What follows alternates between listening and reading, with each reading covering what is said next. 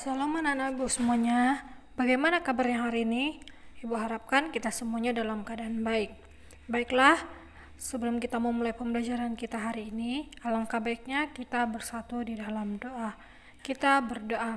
Terima kasih Bapa, terima kasih Yesus, pada saat pagi ini kami bersyukur buat kebaikan-Mu. Bapak, sebentar kami akan memulai proses pembelajaran kami.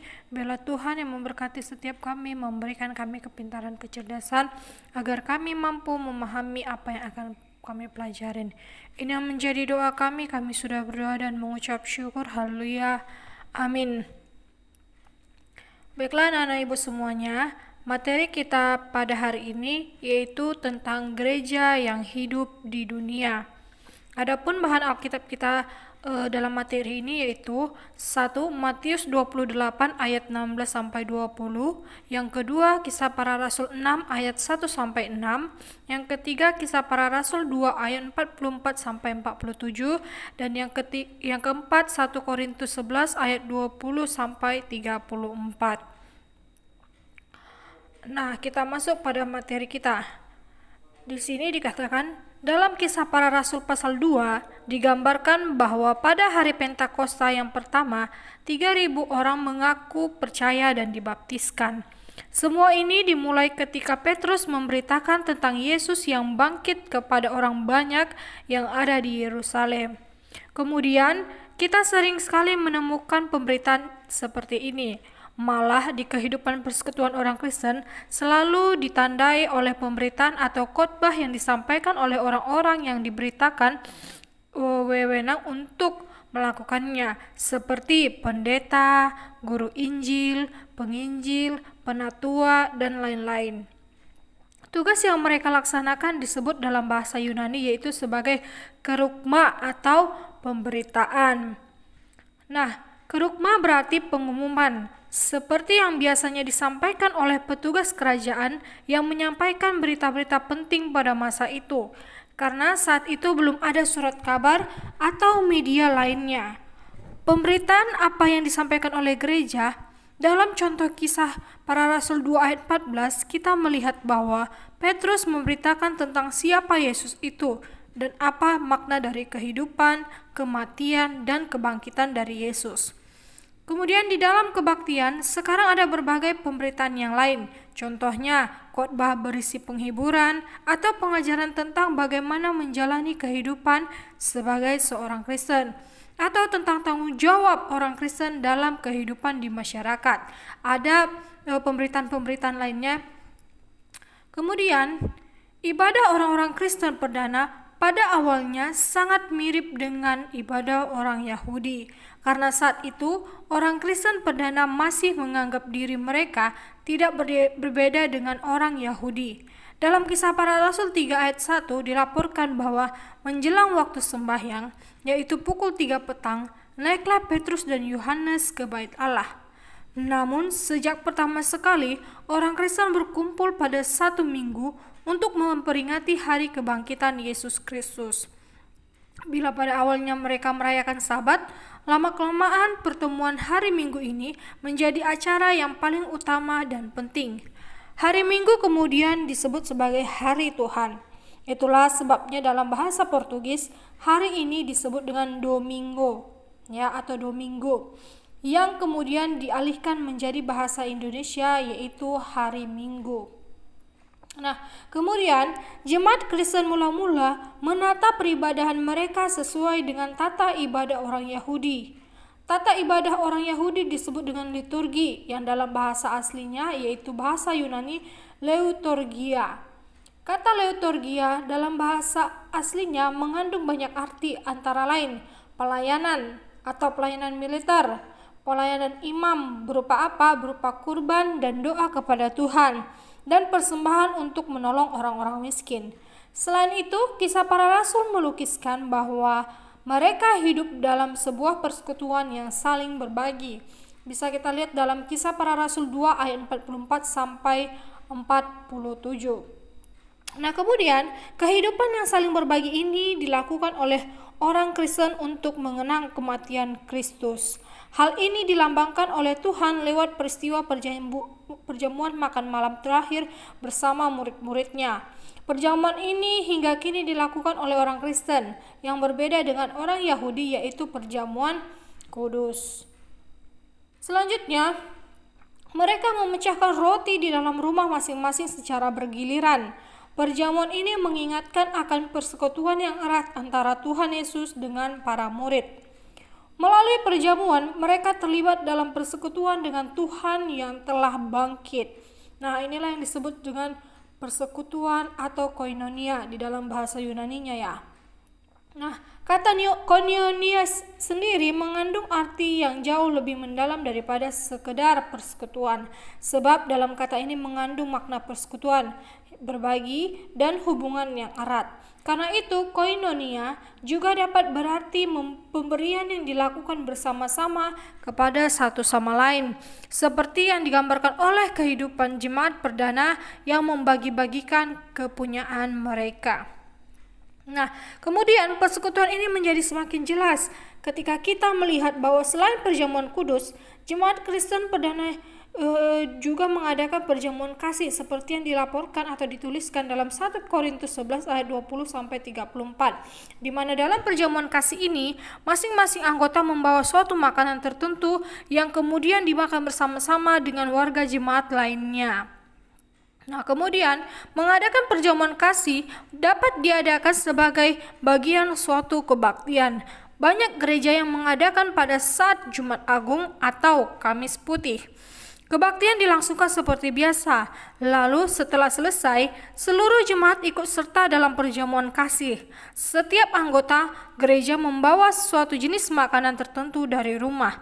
Jumlahnya tidak banyak, cukup ada 2 atau 3 orang saja. Ketika makanan itu dikumpulkan, jumlahnya menjadi banyak sekali dan cukup untuk semua orang, juga termasuk untuk mereka yang membawa.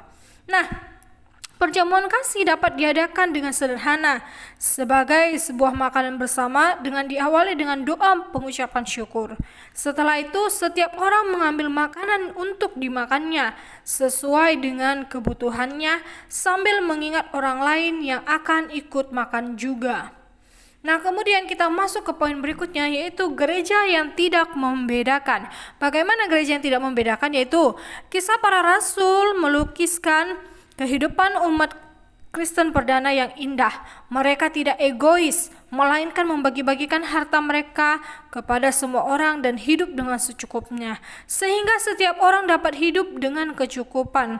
Tidak mengherankan apabila dalam ayat 47 dikatakan bahwa mereka disukai semua orang. Nah, dalam perjamuan kasih ini tergambar persekutuan yang sangat erat dan mendalam antara orang-orang Kristen perdana. Tidak ada membeda-bedakan di antara mereka, orang-orang dari kelas atau bergabung dengan mereka yang dari kelas bawah. Ya, orang seperti Onesimus, seorang budak yang melarikan diri dari rumah tuannya, disapa sebagai anak dan buah hati oleh Rasul Paulus. Dalam Galatia 3 ayat 28 Paulus mengatakan, dalam hal ini tidak ada orang Yahudi atau orang Yunani, tidak ada hamba atau orang yang merdeka, tidak ada laki-laki atau perempuan, karena kamu semua dalam satu di dalam Yesus Kristus. Nah, kemudian itu dia ya, bagaimana gereja yang berada di dunia. Yang pertama yaitu tadi bagaimana gereja yang bersekutu. Yang kemudian gereja yang tidak membeda-bedakan, ya kan? Nah, itulah salah satu sifat atau ciri-ciri gereja yang ada di dunia atau gereja yang hidup di dunia. Nah, kemudian kita masuk ke poin berikutnya, yaitu di sini dikatakan Pendeta Martin Luther, seorang pendeta gereja baptis, adalah seorang tokoh pejuang hak asasi manusia dari Amerika Serikat. Ia berjuang untuk hak-hak orang kulit hitam yang tidak dianggap sebagai manusia yang setara dengan orang-orang kulit putih, karena mereka adalah keturunan budak. Seorang yang dilahirkan dari pasangan campuran akan melahirkan keturunan yang selamanya dianggap cacat. Karena darah pasangan yang berkulit hitam, ini disebut sebagai aturan setetes darah. Artinya, bila ada setetes saja darah atau sedikit aja darah orang kulit putih pada diri seseorang, maka hal itu membuatnya tidak layak digolongkan sebagai orang kulit putih. Nah, pada masa itu orang-orang kulit hitam dilarang masuk ke tempat umum, restoran-restoran yang disediakan khusus untuk orang-orang kulit putih. Gereja mereka pun dipisahkan oleh orang-orang kulit mereka. Ada gereja-gereja yang dikhususkan untuk orang kulit putih yang tidak boleh dimasuki oleh orang kulit hitam. Nah, bila mereka naik bus, mereka harus duduk di samping atau di belakang. Apabila ada orang kulit putih yang naik ke dalam bus itu, mereka harus berdiri dan memberikan tempat duduk mereka kepada orang itu. Meskipun misalnya yang naik itu seorang laki-laki muda yang kuat dan sehat, ya, dan orang kulit hitam itu seorang perempuan tua, renta dan sakit. Nah, pada suatu malam yang dingin di kota Montgomery, Alabama, atau di Amerika Serikat pada bulan Desember tahun 1955, seorang perempuan kulit hitam yang bernama Rosa menolak untuk menyerahkan kursinya di bus kepada orang kulit putih. Parks ditahan dan didenda sebanyak $10. Nah, hal ini memicu gerakan anti diskriminasi di seluruh Amerika Serikat. Nah, kemudian pendeta Martin Luther King mengorganisir boikot bus di seluruh selatan Amerika Serikat. Nah, Luther juga menggerakkan gereja dan orang kulit hitam untuk melawan undang-undang yang menjadikan mereka bukan warga negara. Kemudian pada tanggal 28 Agustus tahun 1963, ia mengadakan unjuk rasa untuk menuntut hak-hak orang kulit hitam untuk bekerja dan merdeka. Nah, pendeta King berulang kali menerima ancaman akan dibunuh. Rumahnya beberapa kali dibom orang yang membenci dia. Namun, King tetap berpegang pada prinsipnya untuk berjuang tanpa menggunakan kekerasan.